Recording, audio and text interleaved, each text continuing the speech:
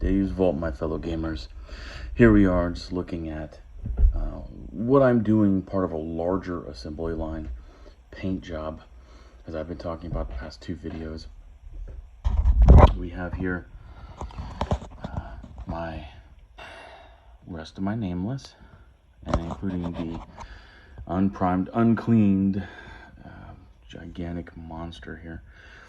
I do enjoy this model, even though it's pretty scary. And it's scary on multiple levels, mainly the mold lines. I really dislike the mold lines.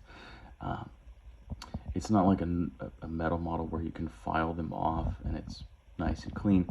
When you put a file to this rubber garbage, it acts as if it's an eraser rubbing on paper, and the eraser tip gets like creases in it, and it pretty much ruins the smooth surface of the model itself.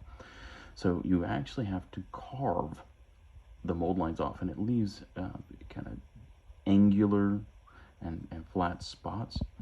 So after you carve it, you have to lightly go over the surface with the set X-Acto knife at what I would call like a 45. Go over it and try to smooth out those high spots, the angular pieces, and even the smooth cut portions, smooth flat parts. Smooth that all out. It actually kind of roughs it up, but it does it on a very, very minute scale, so it looks more like the surrounding material instead of, flat and odd. Once you smooth it up with an X-Acto, it looks okay.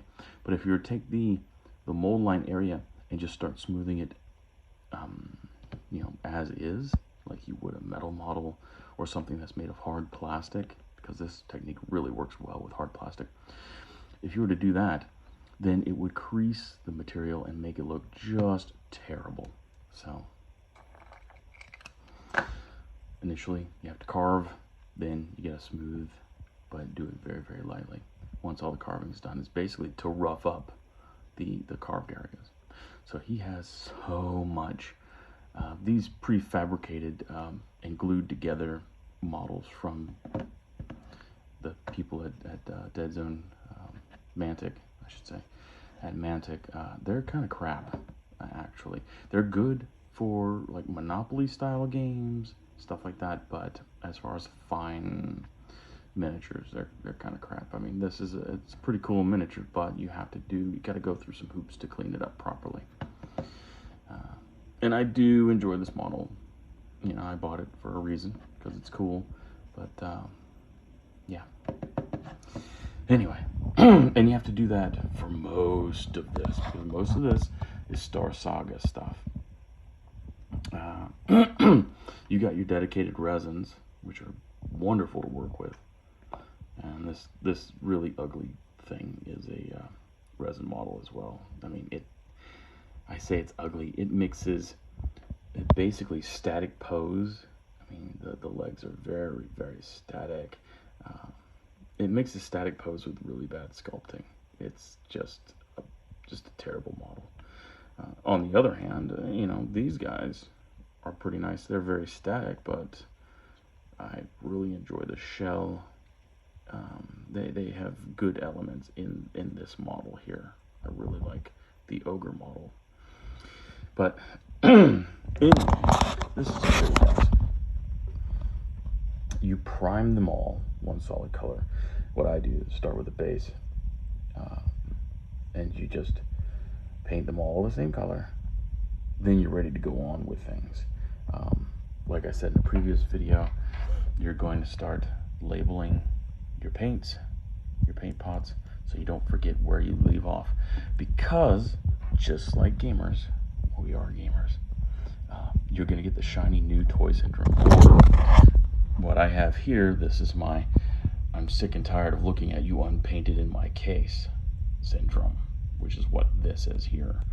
I have these are Mercs miniatures. This is the limited, the special edition, like Kickstarter behemoth. There are a few floating around on eBay. Not very expensive, but very cool model, very dynamic. And I've got the original metal one painted, and it has like a brass rod in here, but This is just the plasticky resin type stuff. So I just was sick of him not being painted, and I recently did pick up the second form of the Heavy, which he's an okay model.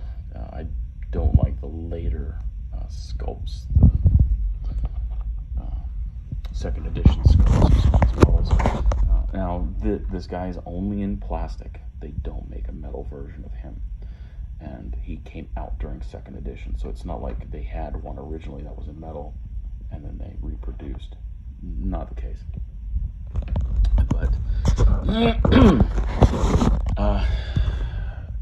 if you're trying to collect Nameless, okay, I highly suggest the best thing to do first is to get the Star Saga bigger booster type deal. I think it's Terror in the Night or something. I forget what that's called, but it will come with the Terror, which is a really crap sculpt. I don't know which one I hate more, the Carotid or the Terror, but no, it's the Terror because he has a human-y face on a bug body, and it's just like, yeah, okay. Fail, epic fail. But this dude is the stuff, the Blight. He's such a cool dude. Massive tail back there, some cool multiple shark fins. I don't know what that does for him, but he's also a shooter, and his splat gives people the ability to throw up on other people, which is pretty gnarly, you know, and could lead to some good in-game conversation. Here, I think I've talked about it before, but when you get him, he's on a small base, and he's a size 2, so just amp it up, okay? Same thing with this goofball here, the Terror, you know, yeah, just give him a bigger base. So with that Star Saga set, you'll get these two, and you'll get the 3 ogres, which is a bit overkill, but you get them. And you get the 3 of each of these guys, the assassins, the gunslingers, the riflemen, 3 of the scuttlers, 3 of the inkers, and that's a huge amount of stuff. You're just missing some leader models. You're missing this metal leader model here. Lord have mercy, I forget what he's called. And it's just a head swap and a shell swap for the normal rank and file type guy. He's not really normal rank and file, but still. I just built the leader model version because, you know, his shell looked a lot cooler, the carapace looked a lot cooler. So he's an add-on, and I would highly suggest getting the set that comes with the Psychotroid. So you get the Psychotroid, and yeah, the Psychotroid, the Carotid, which is like here or there, both resin, and then you get the 2 drones, which is excellent set. It's all resin, beautiful set. And then of course would highly suggest getting the Rifleman, which is painted in the case behind me. Project Oberon, he is fairly easy to get online. He's an older sculpt.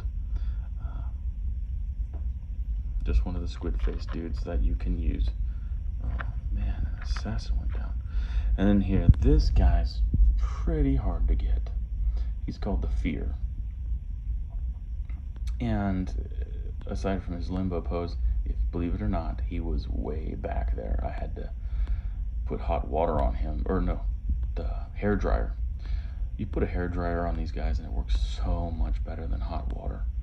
So do the hair dryer on the joints, and you can hold it in such a way the hair dryer is not going to hurt you, but you hold it there for a little while, and then just push him straight up. And then what I would do is run him under cold water to shock the plastic to keep its form, and it keeps its form very well. And hair dryers work very fast, so you don't need to hold it under hot water burning yourself, unless you use tongs or chopsticks, which is what I used to do, but I just use the hair dryer now. But this guy, the only way I got him was buying the Star Saga Kickstarter edition box set. Some of the guys on the website, the fan page, one guy was selling it for like $50. I'm like, yeah. So I was able to get my boy there. I was able to get awesome stuff like the Blaine and the big old armored suit. But the fear is what I wanted most of all. And so I have the whole leader loadout for my Nameless, including the big grubbly nasty dude. He's not a leader, but he's basically an army on his own with point values and stuff. You guys look him up. He's sick. Yeah. So anyway, he eats stuff all by himself. I think he is the largest model that they produce.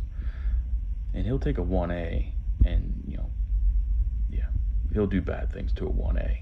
So, but you'll get all this stuff. I would like to have a few more Scudlers and Inkers because of their abilities, but they don't have it to where you can buy just those. They have these kits that you can buy, and you know, I don't need like 3 more Ogres just for 3 more Inkers or Scudlers. You would think that with Scudlers, because of their abilities, with the gang rule or mob rule, whatever that is, that they might sell booster packs of those. Like, hey, have some Scudlers, you know, have 3 more because they're cheap. You're gonna want lots of them, but they don't sell them like that. I mean, you've got to have riflemen and gunslingers and assassins that you just throw away because they're all, these guys and the Ogres, they're always in the same little groups of models to buy. And you're never going to use that many of these guys. You are really never going to use that many of the Ogres. So it's ridiculous. Yeah, it's just driving sales. And, you know, what can you say? British, maybe? I'm not sure. I guess everybody back there in Britain, maybe they suffer from some GW disease or something. But except for Warlord Games. Warlord Games is awesome. Mantic is pretty good too. I really like their terrain. I think the system with the terrain and the movement for Dead Zone, it's awesome. It's revolutionary. You know, take the tape measure, throw it away.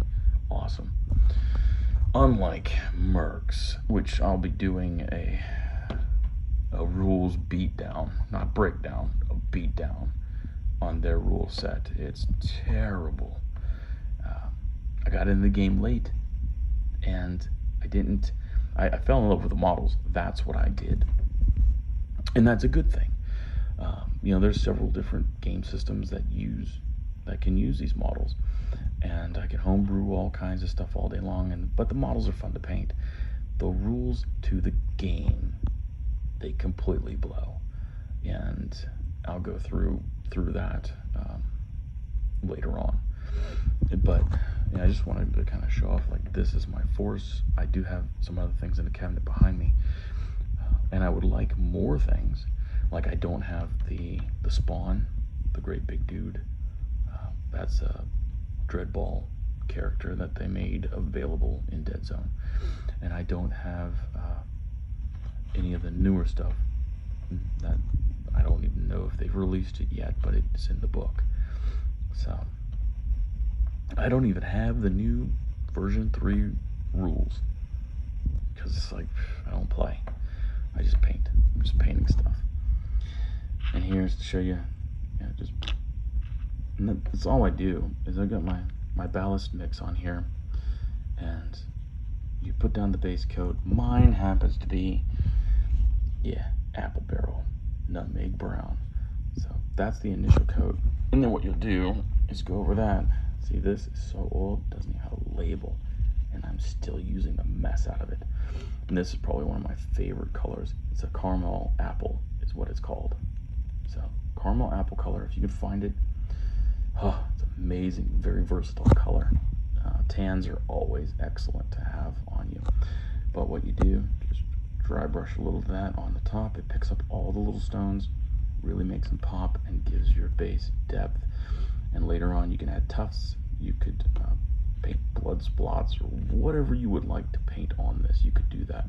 And if you want to scratch off some and put in a little water, since these guys are kind of drippy, crustacean type people, and annelids with all the tentacles and whatnot. So put water all over their base if you want to. These guys are basically coming on land to go mess other people up, so putting water on the base, maybe if they're dripping wet, maybe if they just got out of the pool, but yeah, I say, put them in the same environment that your other models will be in. Jeez, I'm gonna look at a rule book and say that's the name of this guy. Dag nabbit. But anyway, so I have a pretty complete force here. He's kind of the icing on top of the cake. But like I said, you have Milton Bradley kind of quality going on here. You have to chip super glue off of this thing because it like bubbles up where they put too much super glue in and then shove a tentacle in. It bubbles up out of the sides. So you got to chip the glue off too.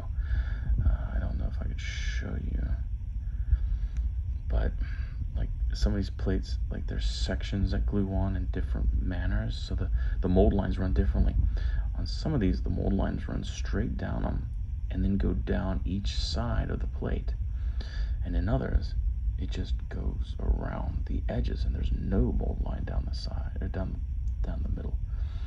But it's kind of like hide and go seek, because you're looking for these mold lines in different spots. And really with something that's all silly purple, I guess they had everything is purple. All the rat guys that they have, ratkin, whatever they're called, they're all in bright yellow. It's just I don't know their color coordination. I guess it helps people at the warehouse, maybe. I don't know, but yeah, to find mold lines on color that's this deep, you just have to keep rotating the model and look at the shine and see where it's broken, and you'll be able to find the mold lines. That's for those who care. For those who don't, just prime this bad boy up. Have ignorance is bliss all day long, and paint it, be happy. Just don't ever take it to a competition for painting, because then, yeah, you'll be DQ'd because you didn't even clean your freaking model. But I digress. So I was gonna paint all these guys, pick which one I wanted to paint first and crank through them like I was with the smaller models right after I got done with the gigantic Bathomite. But I was like, I kept seeing these two. I have everything else painted for the USCR and Mercs. I just kept seeing those two, and I'm like, oh, they make me so mad. So, and they were actually lined up with an all painted section. Like, I've got several factions painted, but those guys were just like the sore thumb. So yeah, they had to get some work done. And then I went back to these guys to just do all their bases. I'm like, I'm gonna get this done. I haven't dry brushed yet, but I'm gonna get it all done and get their bases finalized.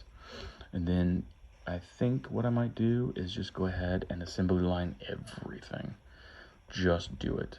This guy's gonna be a creme de la creme by himself. He's so massive. Yeah, look at those little feet with the armored booties and stuff. It's just silly. But Jiminy Christmas, this guy, he's